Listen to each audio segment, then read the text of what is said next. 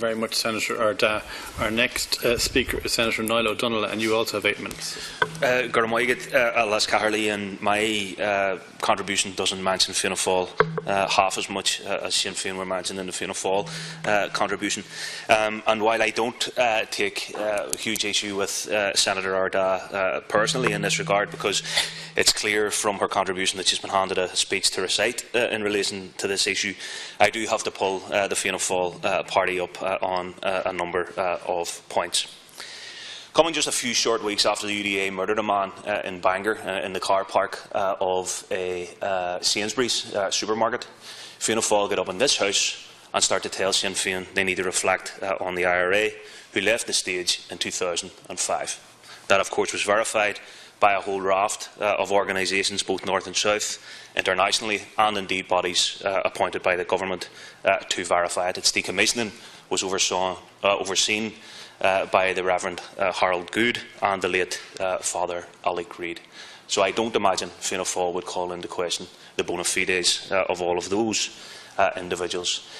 I do find it interesting that Fianna Fáil, in the form of hurlers on the ditch, some of the greatest hurlers on the ditch, All-Ireland winning hurlers on the ditch when it comes to politics in the north, are telling Sinn Féin, who, I would remind the House, received its biggest ever mandate since the partition of the country, an overwhelmingly significant endorsement from the people there. Fianna Fáil received 0 votes in the north. But the people there are very, very clear in relation to the Sinn Féin stance on these matters.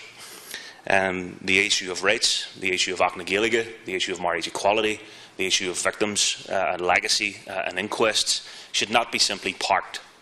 They shouldn't simply be set aside. I wonder what rights the members of Fianna Fáil would ask their children, their families, their neighbours, their constituents to compromise in this jurisdiction.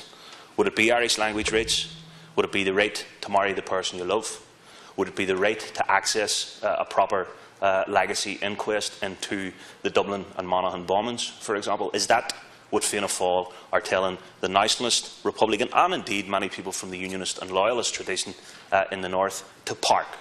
All simply because they want to have the opportunity to grandstand and have political side swipes at Sinn Féin in advance of the summer recess. But I won't be distracted, and I don't think people in the north will be particularly enamoured. It's very, very clear that those issues won't be parked for the sake of returning to the status quo and what passed previously. Those days, I think, very clearly are over. But the return to the sentiment of the bill, Minister, you'll be glad to hear me say, I welcome the bill, which gives effect to the international agreement between the Irish and British governments in September last year to establish the Independent Reporting Commission. The Independent Reporting Commission mechanism was agreed as part of the Fresh Start Agreement in November 2015, which Sinn Féin negotiated and supported along with other parties. I don't think Fianna Fáil were there. All and any steps that contribute to the ending of violence and criminality on our island are to be welcomed. The establishment of the Independent Reporting Commission is a positive step forward in that regard. Its objective, as outlined in Section 3 of the bill, is to support long-term peace and stability. No one in this House can argue against all of that. It is what all of us want to see: peaceful communities and a peaceful country. There are those, however, who do not want to see that objective fulfilled. The continued activity of so-called paramilitary groups impedes the development of peace and imposes hardship and inflicts great harm on citizens and communities. The bill before us quite rightly reflects the need for greater all-Ireland cooperation to tackle crime and criminal activity. I welcome the realisation from both governments and all parties, north and south, that we are better able to tackle issues like this on an all-Ireland basis. The argument has been made here many times that together we are better equipped to tackle the big issues that face all of us on the island. Sinn Féin is totally and absolutely opposed to criminality of all kinds, and we stand with communities across this island, with An Garda Síochána and with the PSNI in opposing criminal gangs and criminality in all of its forms. As a consequence, Sinn Féin members' homes, my own included, and families have been attacked. Our party will continue to try to reach out to others and to robustly face down violent loyalism and so-called Republican dissidents.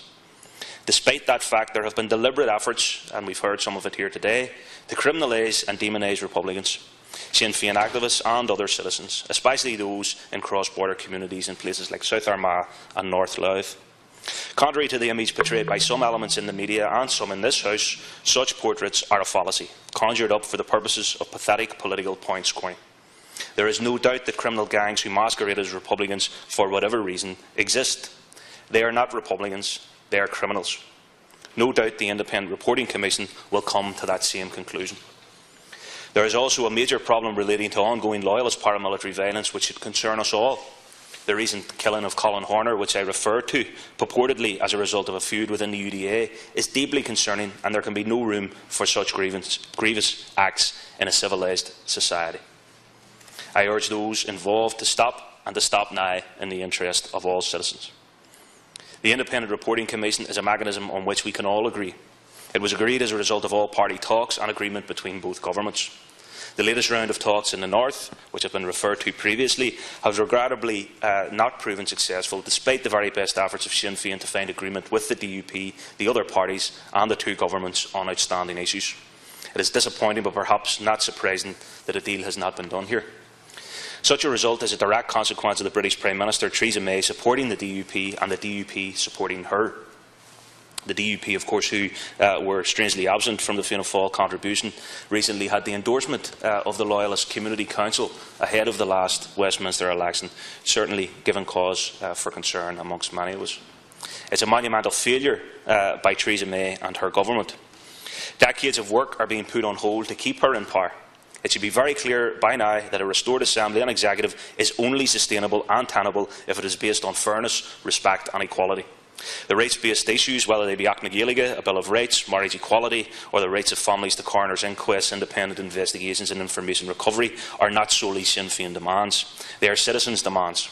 They are basic rights that are protected in England, Scotland, Wales and the rest of Ireland. The denial of these rights would not be tolerated elsewhere on these islands and therefore should not be tolerated in the North. However, the British Government is prepared to facilitate such a failure because it is in hock to the DUP. It is prepared to say no to fundamental human rights to appease its partners in the DUP. It is totally unacceptable. Sinn Féin was and is prepared to work through the issues involved, and we will continue to try to do that, and we will not tolerate the denial of basic human rights.